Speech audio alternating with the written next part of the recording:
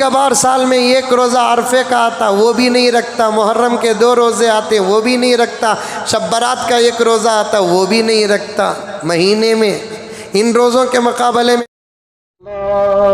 اللہم صلی علی سیدنا و مولانا محمد۔ نوجوانوں، تمہارے لیے تو اس فتنے والے دور میں، بے حیا دور میں، بے شرم دور میں، قدم قدم پر خطرے کے دور میں تم نبی کی اس سنت کو لازم پکڑ لو۔ میرے آقا کی سنت کیا تھی، میرے آقا کا حکم کیا تھا، میرے آقا کا فرمان کیا تھا کہ ہر مہینہ چاند کی 13، 14، 15 کو روزہ رکھو۔ یہ بہت بڑی عبادت ہے۔ آقا نے فضیلت بتائی، اندر کا راز نہیں بتایا۔ فضیلت کیا بتائی کہ تم ہر مہینے کی چاند کی تاریخوں میں 13 تاریخ، 14 تاریخ، 15 تاریخ کو روزہ رکھ لو۔ جو ہر مہینہ چاند کی 13، 14، 15 کو روزہ رکھتا ہے، اللہ تعالیٰ اسے پورے سال روزہ رکھنے کا ثواب عطا فرماتے ہیں۔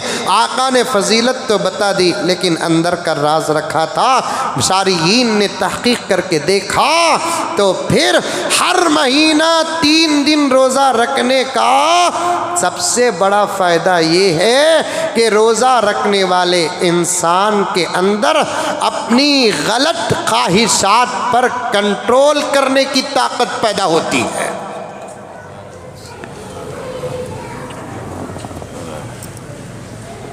رکھو نا، ہر مہینے کی 13، 14، 15 کو کیا روزہ رکھے گا؟ کبھی کبھار سال میں 1 روزہ عرفے کا آتا وہ بھی نہیں رکھتا، محرم کے 2 روزے آتے وہ بھی نہیں رکھتا، شب برات کا 1 روزہ آتا وہ بھی نہیں رکھتا۔ مہینے میں ان روزوں کے مقابلے میں مہینے میں روزے رکھنا اس کی فضیلت کم ہے۔ یہ روزے عرفے کا روزہ رکھنا، محرم کی 9ویں اور 10ویں یا 10ویں اور 11ویں کو روزہ رکھنا، یا نہیں تو شب برات کی 15ویں کو روزہ رکھنا تو دور کی بات ہے۔ پیٹ کنڈا مسلمان رمضان کے روزے ہی نہیں رکھتا۔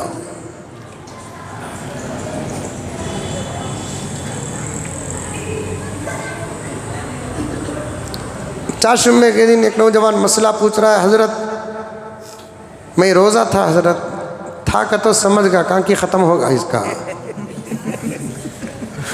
میں روزہ تھا حضرت، بھول کو جا کو ہوٹل میں ناشتہ کر لیا حضرت۔ کیا کرے اب؟ کہتا 3 پوری کھا لیا۔ 3 پوری کھائے تک میں روزہ ہوں بول کو یاد نہیں آیا کیا اسے؟ کیا کرم؟ ارے روزے میں بھول ہے صاحب۔ حدیث میں آتا ہے کہ آدمی جب روزے میں بھول جاتا ہے تو اس کا روزہ ٹوٹتا نہیں۔ بھول کر جو کھا لیتا ہے، آقا نے یہ بھی فرمایا کہ وہ کھایا نہیں بلکہ اللہ نے اسے کھلایا۔ روزے میں اگر کوئی آدمی بھول کر پی لیا کہ تو سگریٹ نہیں، پانی، چائے، بھول کر 1، 2، 3 گھٹ پی لیا تو اس کا روزہ ٹوٹتا نہیں۔ آقا نے یہ بھی فرمایا کہ وہ پیا نہیں، اللہ نے اسے پلایا ہے۔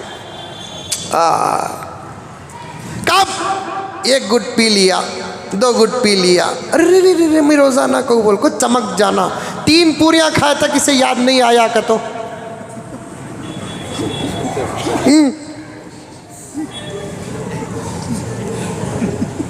یہ دھوکہ کی نہیں دھوکہ؟ رکھو نوجوانوں، روزہ رکھو، مہینے میں 3 دن روزہ رکھو۔ آنکھوں میں کنٹرول پیدا ہوگا، خیالات میں کنٹرول پیدا ہوگا۔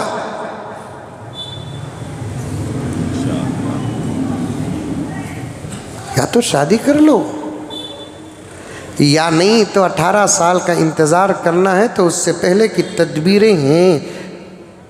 روزہ رکھو 13، 14، 15،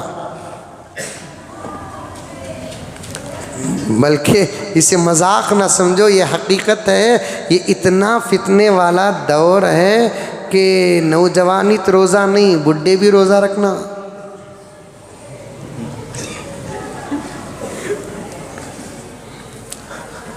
سب برابر ہے۔ آقا نے فرمایا صلی اللہ علیہ وسلم، قدم بہکنے کا اگر وقت ہو، ڈر ہو، خوف ہو، شادی کر لو۔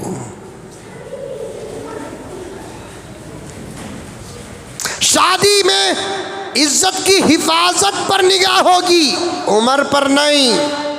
اسی لیے اس زمانے میں پڑھنے سے پہلے بھی شادی کرتے تھے، پڑھنے کے بعد بھی شادی کرتے تھے، پڑھتے ہوئے شادی کرتے تھے، شادی کر لے کر پڑھتے تھے۔ میرے پاس کئی دن پہلے ایک نوجوان آیا، رویا، شکایت کیا، حضرت اللہ کی قسم کتنے شریف ہیں، دیکھیے نوجوان اس زمانے میں بھی ہیں، اللہ کے نیک بندے ہیں۔ نوجوان تھا، 20-21 سال کا، آیا میرے پاس، حضرت ایک باپ کی طرح ہیں آپ میرے لیے، میں صاف صاف آپ کی خدمت میں عرض کر رہا ہوں، حضرت مجھے شادی کا سخت تقاضا ہے، میں گناہ کرنا نہیں چاہتا اور میرے اندر برداشت کی طاقت بھی نہیں ہے۔ تو میں نے کہا کہ صاف صاف اپنے والدین کو بتا دو، کیونکہ اللہ اور اس کے رسول کے بعد اپنی اولاد یا ایک انسان کی حالت کو ماں باپ سے زیادہ جاننے والی ذات کوئی اور ہو نہیں سکتی۔ ایک انسان کو اللہ اور اس کے رسول کے بعد ماں باپ سے زیادہ جاننے والی ذات کوئی نہیں ہو سکتی۔ پیارے ایک کام کرو، صاف صاف اپنے والد صاحب کے سامنے، اگر خوف ہے تو والدہ صاحبہ کے سامنے آپ بیان کر دیں، انشاءاللہ مسئلہ حل ہو جائے گا۔ انہوں نے کہا کہ حضرت والد صاحب کے سامنے تو بولنے کی ہمت نہیں ہے، لیکن میں نے کئی مرتبہ والدہ کے سامنے پیش کیا تو میرے والدہ نے مجھے ڈانٹا اور میری والدہ نے میرے والد کے پاس میری اس بات کی شکایت کی اور میرے والد اور والدہ دونوں مل کر میرا مذاق اڑائے۔ یہ عمر کیا رہے تیری شادی کرنے کی؟ پوچھے کہتے ابھی نہیں تو کب کرنا سو، مودی جی کی عمر میں آنا کیا؟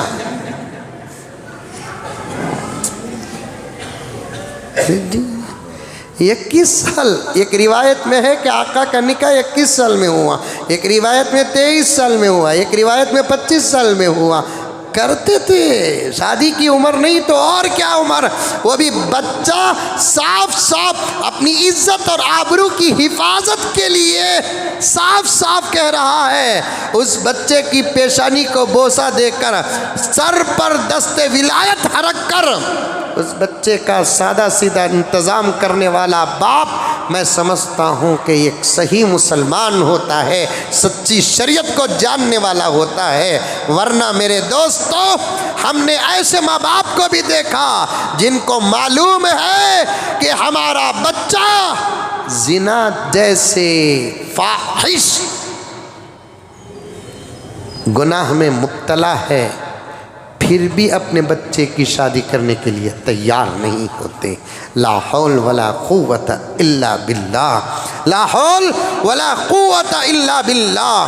شادی سے پہلے بھی پڑھتے تھے، شادی کے بعد بھی پڑھتے تھے۔